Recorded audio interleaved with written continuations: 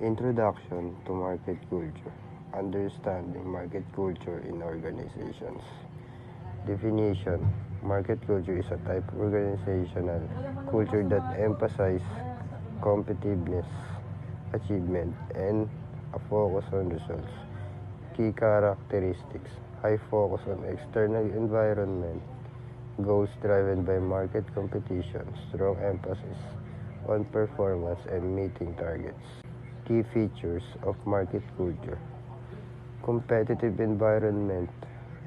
Organization with a market culture strive to outperform their competitors. Goal-oriented. Success is measured by the achievement of specific targets and objectives. Customer focus. Ensuring customer satisfaction and loyalty is crucial for market success. Profitability. Financial performance is a primary concern with the emphasis on increasing market share and revenue. Benefits of market culture. Enhanced performance. Clear goals and competitive drive can lead to higher productivity. Adaptability. Organizations are better equipped to respond to market changes and consumer demands. Motivation. Employees may be more motivated by performance-based rewards and recognition. Customer satisfaction. A strong focus on customer needs can improve service quality and brand loyalty. Challenges of market culture. High pressure, the intense focus on results can lead to stress and burnout among employees.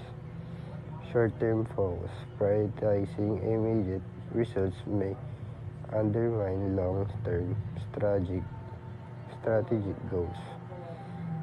Internal competition, a highly competitive environment can hinder teamwork and collaboration. Ethical concerns, pressure to achieve targets might lead to ethical behavior or cutting corners. Strategies for success. Strategies for successfully implementing market culture. Set clear goals. Define and communicate specific, measurable objectives for the organization. Performance management. Develop robust system for tracking and rewarding performance. Customer-centric approach. Continuously gather and respond to customer feedback.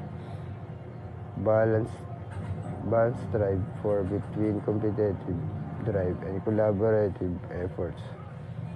Ethical standards. Ensure that ethical considerations are integrated into performance targets. Thank you.